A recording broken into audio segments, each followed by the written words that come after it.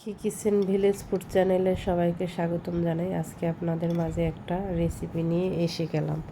রেসিপিটা সম্পূর্ণ দেখে যাবেন, দেখে ভালো লাগলে অবশ্যই রাখি কিচেন চ্যানেলটা সাবস্ক্রাইব করে নেবেন যারা এখনও সাবস্ক্রাইব করেন নাই। আর এটা একদম সহজ রান্না, আপনারা একবার হলো ট্রাই করে দেখতে পারেন, আশা করি ভালো লাগবে। চলুন এখন আমি একটু খাবারটা খেয়ে আপনাদের সাথে বলবো কেমন হয়েছে। খাবারটা খুব ভালো হয়েছে, আমার খুব ভালো লেগেছে। চলুন প্রথমে কি করি আপনাদের সাথে শেয়ার করব।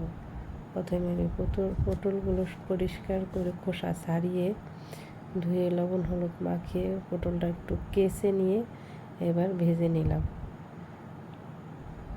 ভেজে নেওয়া হয়ে গেছে আমার পটলগুলো, এখন আমি তুলে নিচ্ছি। আর এদিকে আমি 5টা ডিম নিয়েছি, এই ডিমগুলো আমি খোসা ছাড়িয়ে লবণ হলুদ মাখিয়ে এখন ডিমটা একটু ভেজে নিব।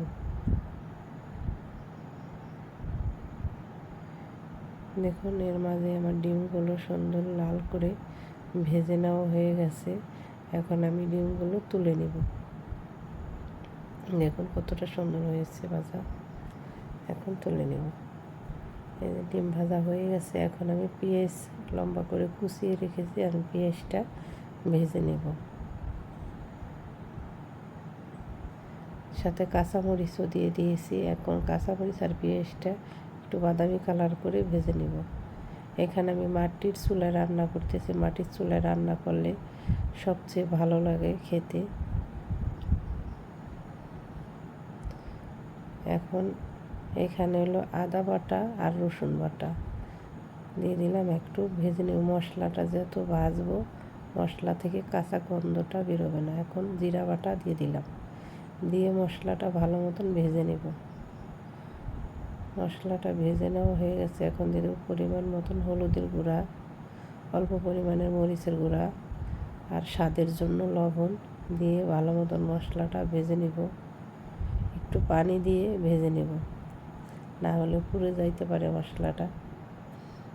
অল্প পরিমাণে একটু পানি দেব, দিয়ে মশলাটা ভালো মতন ভেজে নেব। মশলাটা ভালো মতন কষানো হয়ে গেছে, তেল ছেড়ে দিয়েছে, এখন আমি আবার পানি দিয়ে দেব। এখন পানিটা ভালো মতন ফুটে গেলে, ঝোলটা ভালো মতো ফুটে গেলে এখন পটল আর হলো ডিম দিয়ে দেব। এখানে আমি আজকে করেছি পটল ডিম ভুনা, একবার হলো বাড়িতে আপনারা ট্রাই করে দেখতে পারেন। আশা করি ভালো লাগলে লাইক কমেন্ট শেয়ার করে দেবেন। আর রাখি কিচেনটা যারা এখনও সাবস্ক্রাইব করেন নাই প্লিজ দয়া করে রাখি কিচেনটা সাবস্ক্রাইব করে নেবেন। আর ভিডিওটা দেখার জন্য অসংখ্য ধন্যবাদ আপনাদের, এভাবেই আমার পাশে থাকবেন। দেখুন কত শর্টকাটভাবে আমি রেসিপিটা করে নিলাম।